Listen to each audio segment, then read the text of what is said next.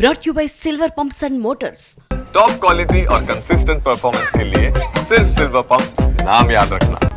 Next story చూద్దాం. ఢిల్లీ పర్యటనలో ఉన్న ఏపీ సీఎం చంద్రబాబు ప్రధాని మోదీతో భేటీ అయ్యారు. ఏపీ రాజధాని అమరావతి నిర్మాణ పనులని పునఃప్రారంభించేందుకు ప్రధానిని ఆహ్వానిస్తారు చంద్రబాబు. అయితే ఇప్పటికే ప్రధాని ఏపీ పర్యటన ఖరారైంది. మే 2న మోదీ అమరావతిలో పర్యటించనున్నారు. ఇక ఈ సమావేశంలో ఏపీ పర్యటనకు సంబంధించిన విషయాల గురించి సీఎం చంద్రబాబు మోదీతో చర్చిస్తున్నట్టుగా తెలుస్తోంది. అమరావతిలో ప్రధాని ఆవిష్కరించాల్సినటువంటి పనులు, మోదీ పర్యటన వివరాలపై సీఎం చంద్రబాబుకు మంత్రి నారాయణ, సిఆర్డీఏ కమిషనర్ ఇప్పటికే పవర్ పాయింట్ ప్రెజెంటేషన్ ఇచ్చారు. సుమారు 1,00,000 కోట్ల రూపాయల పనులకి ప్రధాని అమరావతిలో పట్టాలెక్కించనున్నారు.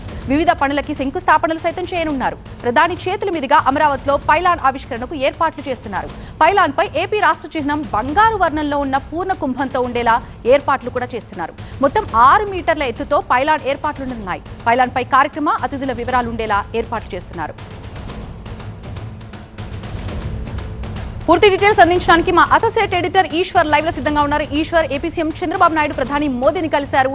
సార్, ఇదిగోండి నా రెసిగ్నేషన్. ఎందుకు? నేనే జాబ్స్ ని క్రియేట్ చేసి బాస్ అవ్వాలనుకుంటున్నాను. ఎలా? బాస్ వాలా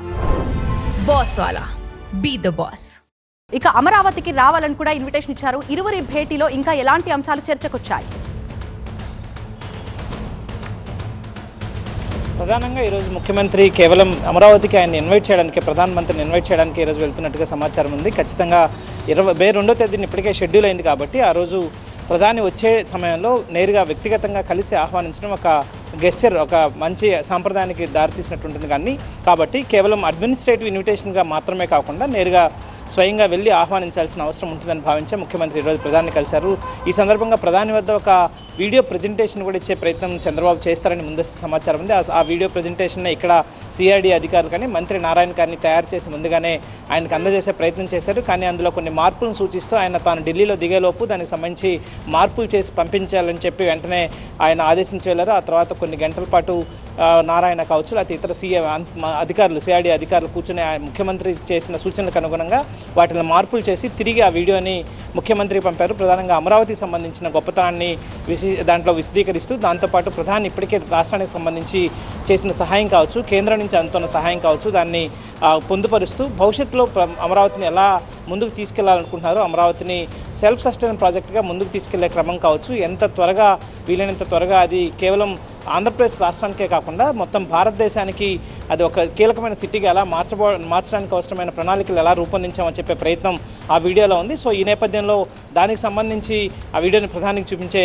అవకాశం ఉన్నట్టుగా, అంత సమయం కుదిరితే ఖచ్చితంగా 10 నిమిషాల నిడివికల ఆ వీడియోని ప్రధానికి చూపించి ప్రధాని అనుమతి తీసుకుని దాన్ని ప్రధాని సభలో ప్రజెంట్ చేయాలి, ఆ డిస్ప్లే చేయాలన్నట్టుగా కూడా ముఖ్యమంత్రి ఆలోచనగా ఉన్నట్టు తెలుస్తుంది. అదే సమయంలో ప్రధాని సభకు సంబంధించి ఇప్పటికే ఏర్పాట్లు దాదాపుగా పూర్తయి ఈ నెల 28వ తేదీ కల్లా ఏర్పాట్లన్నీ పూర్తి చేసి ప్రధాని భద్రతా సిబ్బందికి దాన్ని మొత్తం ఆ ఏరియాని అప్పగించాలన్న ఆలోచనలో రాష్ట్ర ప్రభుత్వం ఉంది. ఆ దిశగా ప్రణాళికలు రూపొందించారు. దానికి సంబంధించి ఇప్పటికే ఒక ప్రత్యేకమైన ఏజెన్సీని, గ్రూప్ ఆఫ్ మినిస్టర్స్ కావచ్చు, లేకపోతే సీనియర్ ఆఫీసర్స్తో కమిటీని వేశారు. ఒక ప్రభుత్వ ఆదేశాల మేరకు కొంతమంది అధికారులకి బాధ్యతలు డిజిగ్నేట్ చేశారు. ఇవన్నీ దాదాపుగా కొలిక్కొచ్చాయి. ఒక పైలాన్ నిర్మించాలన్న ప్రపోజల్ ఉంది, ఇంకా అది ఫైనల్ కాలేదు. అది ఈరోజు ఫైనల్ అయ్యే అవకాశం ఉంది. దానికి సంబంధించి కూడా ఒక ఎట్లాంటి డిజైన్ ఉండాలి, అట్లాంటివన్నీ కూడా చర్చించే అవకాశం ఉంది. మొత్తం 2,800 బస్సుల ద్వారా రాష్ట్రంలోని పలు ప్రాంతాల్లో, అలాగే సమీప జిల్లాల నుంచి పెద్ద ఎత్తున జన సమీకరణ చేసి 5 లక్షల మంది వరకు ప్రధాని సభకు తీసుకురావాలని ఆలోచనలో ఉంది. కేవలం 1.5 గంటల పాటు ప్రధాని రాష్ట్రంలో ఉండిపోయే విధంగా ఆ ప్రధాని టూర్ ఉంది. సో దానికి సంబంధించి ఈరోజు వ్యక్తిగతంగా కలిసేందుకు, అదే సమయంలో ప్రస్తుతం జరుగుతున్న